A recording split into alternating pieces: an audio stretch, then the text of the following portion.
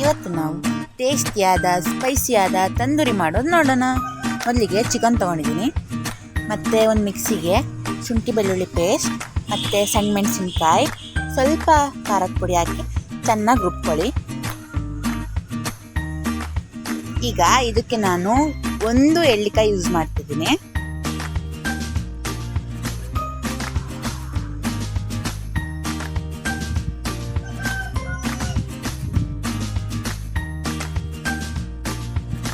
ಈಗ ಆ ಎಳ್ಳಿಕಾಯಿದು ಜ್ಯೂಸ್ನ ಒಂದು ಬಾಣಲಿಗೆ ಸ್ವಲ್ಪ ಹಾಕೊಳ್ಳಿ, ಅರ್ಧ ಅಷ್ಟು.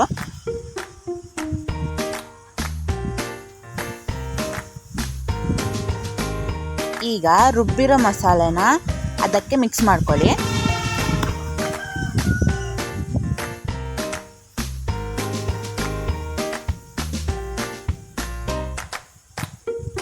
ಈಗ ಅದಕ್ಕೆ ಸ್ವಲ್ಪ ಅರಿಶಿನ ಮತ್ತು ಸ್ವಲ್ಪ ಉಪ್ಪು ಹಾಕಿ ಚೆನ್ನಾಗಿ ಮಿಕ್ಸ್ ಮಾಡ್ಕೊಳ್ಳಿ.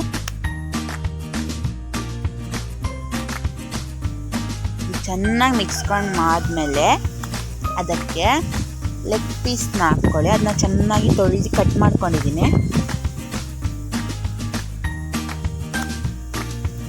ಅದನ್ನ ಹಾಕ್ಬಿಟ್ಟು ಚೆನ್ನಾಗಿ ಮಿಕ್ಸ್ ಮಾಡ್ಕೊಳ್ಳಿ. ಚೆನ್ನಾಗಿ ಒಳಗೆಲ್ಲ ಖಾರ ಹೋಗ್ಬೇಕು, ಹಂಗೆ ಚೆನ್ನಾಗಿ ಮಿಕ್ಸ್ ಮಾಡ್ಕೊಳ್ಳಿ.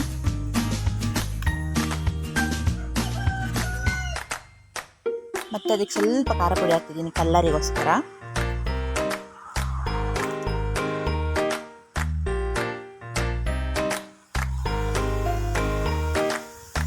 ಮಿಕ್ಸ್ ಆದಮೇಲೆ ಸ್ವಲ್ಪ ಕರಿಬೇವು ಸೊಪ್ಪು ಹಾಕಿ ಸ್ವಲ್ಪ ಹೊತ್ತು ಫ್ರಿಜ್ಜಲ್ಲಿ ಇಡಿ.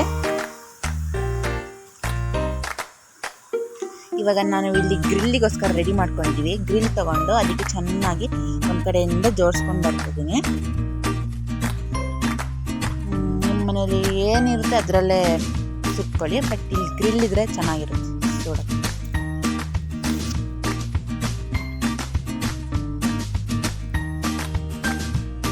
ಚೆನ್ನಾಗಿ ಒಂದು ಕಡೆಯಿಂದ ಜೋಡಿಸ್ಕೊಂಡು ಬನ್ನಿ, ಅದು ಬೇಯಬೇಕಲ್ಲ ಎಲ್ಲ.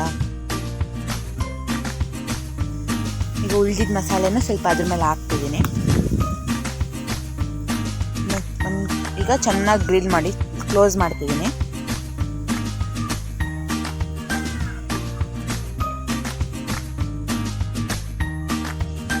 ಈಗ 2 ಸೈಡು ಚೆನ್ನಾಗಿ ಬೇಯಬೇಕು. ಈಗ ಅದಕ್ಕೆ ಸ್ವಲ್ಪ ಬಟರ್ ಹಾಕೊತಿದ್ದೀನಿ.